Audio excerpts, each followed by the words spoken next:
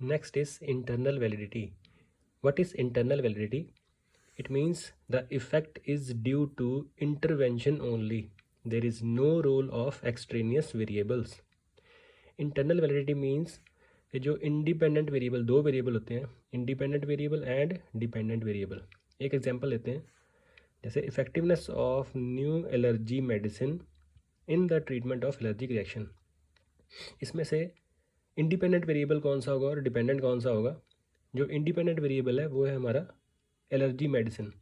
उसका हमने इफ़ेक्ट देखना है एलर्जिक रिएक्शन पे, यानी कि न्यू एलर्जी मेडिसिन जो है वो क्या है? Independent variable. और एलर्जिक रिएक्शन जिसका हमने ट्रीटमेंट करना है वो क्या है? Dependent variable. सो इस स्टडी में independent variable is new allergy medicine, dependent is allergic reaction. Internal validity means कि जो हम पेशेंट्स का ट्रीटमेंट करेंगे, जिस पेशेंट्स को एलर्जिक रिएक्शन हुआ है उसको हम न्यू एलर्जी मेडिसिन देंगे, तो उस न्यू एलर्जी मेडिसिन की वजह से ही उसकी एलर्जी ठीक हुई है, तो हम कहेंगे कि that is internally valid. So that study is internally valid. तो वही स्टडी को हम इंटरनली वैलिड मानेंगे अगर इंडिपेंडेंट वेरिएबल ही डिपेंडेंट वेरिएबल पे इफ़ेक्ट डाल रहा है. तो जैसे इस एग्जांपल में न्यू एलर्जी मेडिसिन का इफ़ेक्ट हम देख रहे हैं on the treatment of allergic reaction in patients.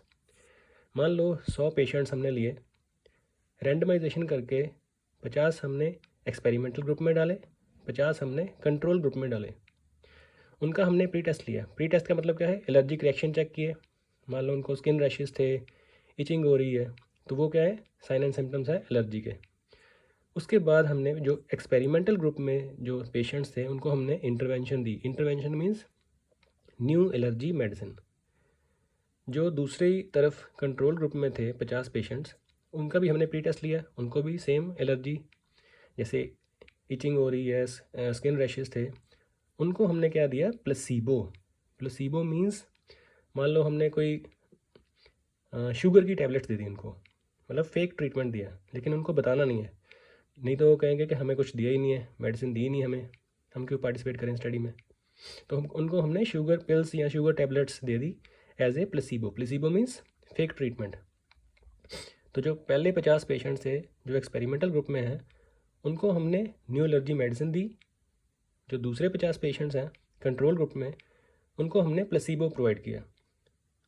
तो इन दोनों का डिफरेंस क्या है कि एक को हमने एलर्जिक मेडिसिन जो न्यू एलर्जी मेडिसिन है वो दी, दूसरे में जस्ट शुगर पिल्स ऐसे प्लेसिबो प्रोवाइड किया.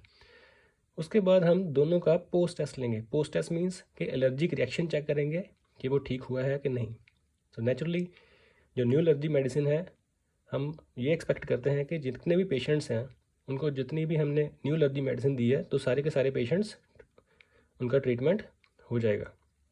तो जो प्लेसिबो वाले हैं उनमें इफ़ेक्ट नेचुरली कम आएगा.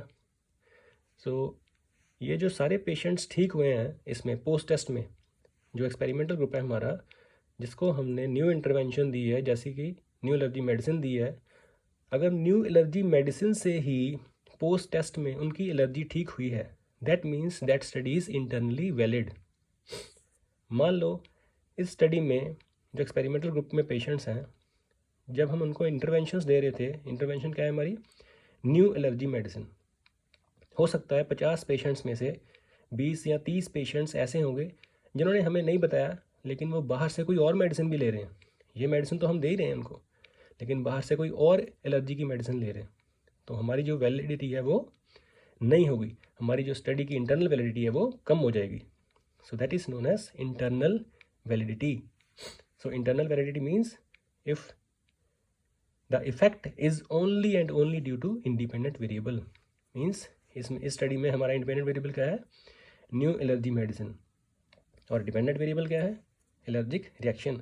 यानी कि जो एलर्जिक रिएक्शन है वो इस एलर्जी मेडिसिन के कारण ही ठीक हुई है या किसी और कारण के.